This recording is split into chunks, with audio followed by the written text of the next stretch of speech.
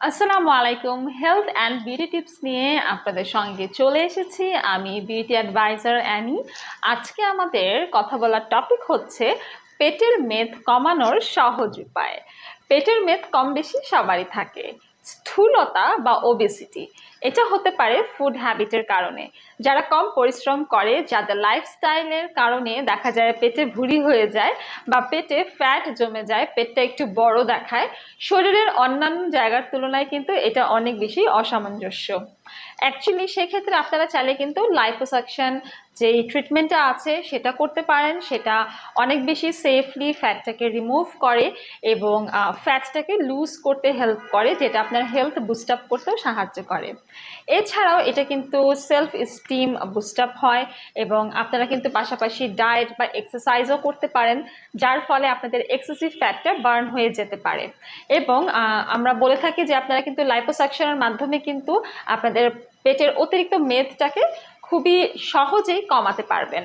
আমাদের কিন্তু বডিতে লোকালাইজড যে ফ্যাটগুলো থাকে, যেমন আমাদের আর্মে, থাইয়ে, তারপরে হচ্ছে নেকে থাকে, আমাদের ব্যাক পোর্শনে থাকে, পিঠের ব্রা লাইনে থাকে, ব্লাউজ পরলে তার নিচের অংশে কিছু ফ্যাট জমা হয়, সো সেগুলোকে লোকালাইজড ফ্যাট বলে।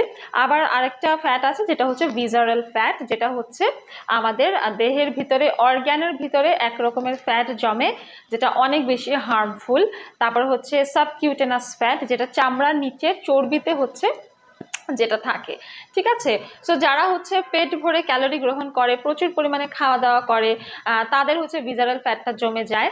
এছাড়াও হচ্ছে পেটে মেদ জমে যেতে পারে মহিলাদের মেনোপোজের পরে। আবার অনেকের দেখা যায় এটা জেনেটিক্যাল প্রবলেম থাকে। পেটে মেদ জমলে কিন্তু এটা আপনার লিভারের সমস্যা হতে পারে, গল ব্লাডার স্টোন হতে পারে, ডায়াবেটিকের ঝুঁকি বেড়ে যেতে পারে, ডিমেনশিয়া হতে পারে এবং ইনফার্টিলিটির প্রবলেমও কিন্তু হতে পারে। তাহলে আপনারা খুব সহজেই পেটের মেদ ভুঁড়ি কমাতে পারবেন যদি আপনারা প্রতিনিয়ত ব্যায়াম করেন। জাপানিজরা রেগুলার সাইকেলিং করে। বাংলাদেশে আপনারা চাইলে কিন্তু বাসার নিচে আমাদের যতটুকু স্পেস থাকে, কার পার্কিং বলেন বা হচ্ছে গার্ডেন বলেন বা পার্ক বলেন, সেখানে আপনারা সাইকেলিং করতে পারেন, সুইমিং করতে পারেন। প্রতিদিন 30 মিনিট 40 মিনিট জোরে জোরে হাঁটাচলা করতে পারেন। এতে যেটা হবে, আপনার ব্রিদিংটা ফাস্ট হবে, হার্টবিটটা ফাস্ট হবে, তখনই কিন্তু দেখা যাচ্ছে আপনার ক্যালোরিটা বার্ন করতে হেল্প করবে। অথবা বাসায় ফ্রি হ্যান্ড ওয়ার্কআউট করতে পারেন, যেমন প্লাঙ্ক করতে পারেন, পুশ আপ করতে পারেন, স্কিপিং করতে পারেন, ওয়েট লিফট করতে পারেন। 30-40 মিনিট যদি আপনারা ওয়ার্কআউট করেন, অটোমেটিক্যালি আপনাদের পেটের মেদ কিন্তু ঝরে যাবে। একটা হেলদি ডায়েট কিন্তু আপনাকে আরও বেশি হেলদি রাখতে পারে।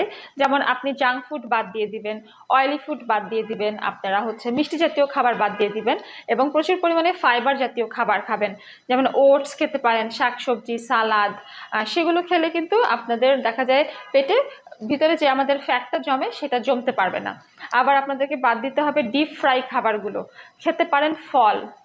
ফল কিন্তু আপনাদের ক্ষুধা কমাতে সাহায্য করবে এবং এটা পেটটা একটু ভরা ভরা ফিল হয়। আবার আপনার চর্বিটাও গলে যাবে। সব থেকে বেশি আপনারা ট্রাই করবেন সুগারলেস খাবার না খাওয়া, প্রসেস ফুডটা বাদ দিয়ে দেওয়া। অনেকেই আছে কোক, তারপরে হচ্ছে সুইট ডিশ, আবার দেখা যায় যে মদ্যপান করা, স্মোকিং, এগুলোও কিন্তু আপনার শরীরে প্রচুর পরিমাণে ফ্যাট জমাতে পারে।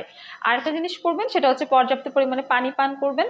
তাহলেও কিন্তু আপনি আপনার লাইক এক্সেসিভ যে ফ্যাটটা আছে সেটাকে নিয়ন্ত্রণ করতে পারবেন। সো ঠিক এভাবেই কিন্তু আপনারা খুব সহজেই পেটের মেদ কমাতে পারেন। নিজেকে একটু এক্সারসাইজ করতে হবে এবং কনসার্ন হতে হবে অ্যাবাউট হেলথ।